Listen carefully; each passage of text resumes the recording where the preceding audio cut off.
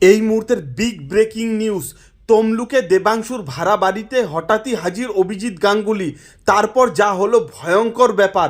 মাটির ছেলে দেবাংশু তমলুক লোকসভা কেন্দ্রে তৃণমূল প্রার্থী হিসেবে তার নাম ঘোষণা হতেই সেখানে ভাড়া বাড়ি নিয়েছেন দেবাংশু ভট্টাচার্য। ভোট প্রচার করতে সেখানেই থাকছেন তৃণমূল নেতা। মাটি কামড়ে পড়ে রয়েছেন। আর ঝাঁঝালো এই প্রার্থীর ভাড়া বাড়িতেই সে কি কাণ্ড! ইয়া বড় চন্দ্রভুরা সাপ। এদিন সকালে দেবাংশুর ভাড়া বাড়ির নিচের সিঁড়ির কোণে সাপ নিয়ে রীতিমতো শোরগোল। যদিও ভয় পাওয়ার ছেলে দেবাংশু নন, উল্টে সাপ নিয়েই বিজেপিকে কটাক্ষ তৃণমূল প্রার্থীর।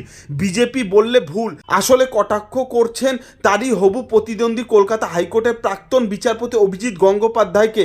যদিও এখনও এই কেন্দ্রে প্রার্থী ঘোষণা করেনি গেরুয়া শিবির, তবে ইতিমধ্যেই রটে গিয়েছে তমলুক থেকে বিজেপি ক্যান্ডিডেট অভিজিৎ গঙ্গোপাধ্যায়। শুরু হয়ে গিয়েছে দেওয়াল লিখনও। দেবাংশু বলেন, তমলুকে বিজেপি প্রার্থী এখনও ঘোষণা হয়নি, তার আগেই সিঁড়ির তলায় হাজির উনি। অভিজিৎ গঙ্গোপাধ্যায় বলেছিলেন উনি চন্দ্রবোরা সাপ।